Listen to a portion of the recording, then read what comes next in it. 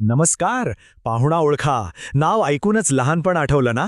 आपण सगळेच खेळलोय हा खेळ. पण कधी विचार केलाय की हा साधासा खेळ आपल्या मुलांच्या भविष्याला आकार देऊ शकतो? हो, खरंय.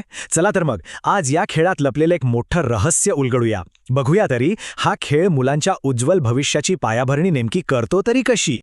चला लगेच एक छोटासा खेळ खेळूया. बघा बरं या चित्राकडे. काय वेगळं दिसतं यात? सापडलं? बरोबर, बॅट. पण थांबा, इथे उत्तर बरोबर येणं महत्वाचं नाहीये. खरी गंमत तर पुढे आहे. सगळ्यात महत्वाचं काय आहे माहितीये? आपल्या मुलांना हे उत्तर शोधायला कसं शिकवायचं हे शिकणं, आणि हीच तर खरी गंमत आहे. पाहुणा ओळखूया म्हणजे फक्त एक टाइमपास खेळ नाहीये. ही एक अशी युक्ती आहे जी मुलांच्या डोक्याला चालना देते, त्यांच्या विचार करण्याच्या शक्तीला वाढवते आणि त्यांना बारकाईने बघायला शिकवते. अगदी सोप्या भाषेत सांगायचं झालं ना, तर हा खेळ मुलांना वस्तूंची विभागणी करायला म्हणजे वर्गीकरण करायला शिकवतो. नाही का? आपण खेळणी एका डब्यात आणि पुस्तकं दुसऱ्या कप्प्यात ठेवतो. बस हीच ती सुरुवात आहे. बरं, तर आज आपण काय काय बघणार आहोत? आधी आपण या खेळामागची मूळ योजना समजून घेऊ. मग मुलांच्या वयानुसार म्हणजे 3 वर्षांपासून ते 6 वर्षांपर्यंत प्रत्येक टप्प्याचा सविस्तर आढावा घेऊ. आणि शेवटी या सगळ्याचा पुरावा काय आहे तेही पाहू. चला तर सुरू करूया. चला तर मग या खेळामागची मास्टर प्लॅन काय आहे ते समजून घेऊया. हा नुसता खेळ नाही, तर हा आहे मुलांच्या मेंदूच्या विकासाचा एक रोडमॅप.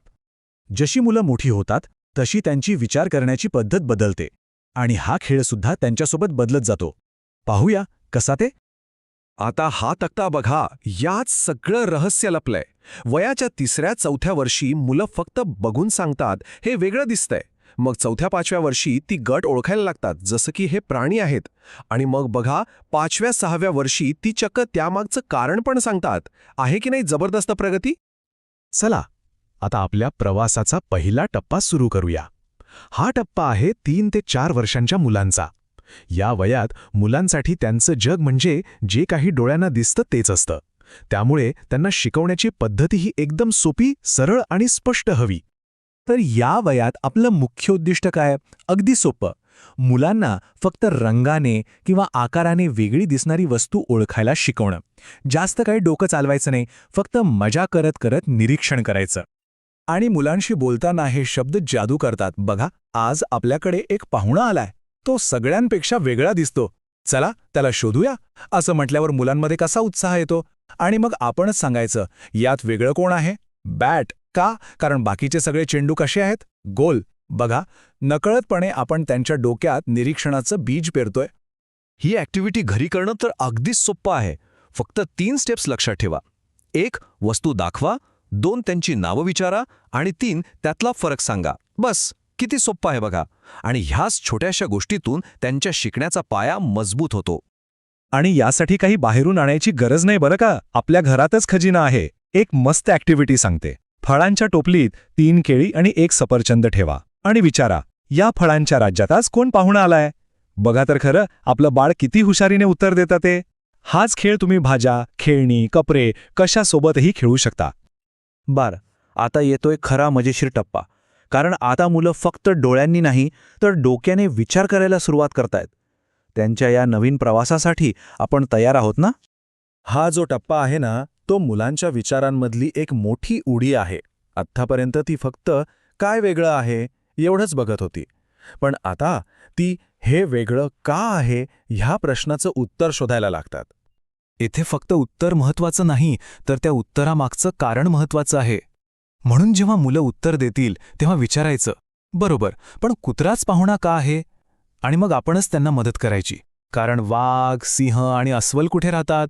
जंगलात. आणि कुत्रा? तो आपल्या घरी राहतो. बघा आपण त्यांच्या मनात विचारांच्या प्रक्रियेला कशी चालना देतोय. ही ॲक्टिव्हिटी दिसायला सोपी वाटते, पण तिचं महत्त्व खूप मोठं आहे.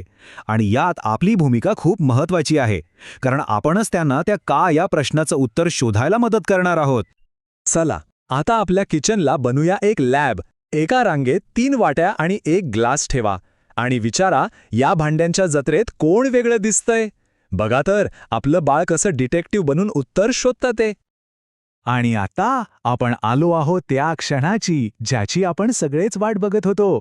हा आहे 3रा आणि शेवटचा टप्पा, जिथे आपलं छोटंसं बाळ एका छोट्या विचारवंतामध्ये बदलायला लागतं. या टप्प्यावर आपलं मुख्य उद्दिष्ट काय आहे तर मुलांनी फक्त उत्तर नाही द्यायचं तर त्या उत्तरामागचा विचार त्यामागचं लॉजिक सांगायचं. म्हणजे आता ती फक्त खेळाडू नाहीत तर या खेळाचे नियम बनवणारे आहेत. हा संवाद ऐका. शाब्बास. पण मला सांग, पेन्सिलचा पाहुणा का आहे? आणि मग जेव्हा ते उत्तर देतात, कारण चमचा, वाटी आणि ताट जेवायला वापरतात आणि पेन्सिल लिहायला. हा त्यांच्या विचारांच्या विजयाचा क्षण आहे. तेव्हा फक्त शाब्बास म्हणून थांबू नका. त्यांच्या या विचारांचा कौतुक करा. म्हणा, वाह, काय विचार केलास. म्हणजे या टप्प्यावर आपलं काम फक्त प्रश्न विचारणं नाही, तर त्यांच्या उत्तराला दुजोरा देऊन त्यांचा आत्मविश्वास वाढवणं आहे. त्यांना त्यांच्या विचारांबद्दल अजून बोलायला प्रोत्साहन देणं आहे. चला, एक मस्त डिटेक्टिव्ह गेम खेळूया. मुलाच्या दप्तरात 3 वह्या आणि 1 टिफिन बॉक्स ठेवा आणि विचारा, या अभ्यासाच्या वस्तूंमध्ये कोण लपून बसलंय. बघा, ते स्वतःच्या लॉजिकनी या चोराला कसं पकडतात ते.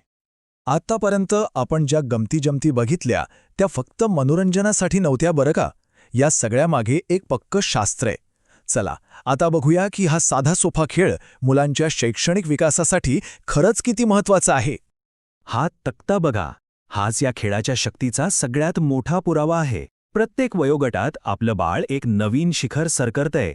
3 वर्षांचं मूल फक्त बघून फरक ओळखतं आणि 6 वर्षांचं मूल त्यामागचं कारणही सांगतं. आणि या संपूर्ण प्रवासात त्यांचं सर्वात मोठे मार्गदर्शक कोण तर आपण. तर मग आता आपली पाळी आहे. आपल्या घरात, मुलांच्या खेळण्यांमध्ये, त्यांच्या पुस्तकांमध्ये असे कित्येक तरी पाहुणे लपून बसले आहेत. चला, त्यांना शोधूया आणि आपल्या मुलांच्या उज्ज्वल भविष्याचा पाया रचायला आजपासूनच सुरुवात करूया. कारण लक्षात ठेवा, आपणच आहोत त्यांचे पहिले आणि सर्वश्रेष्ठ शिक्षक.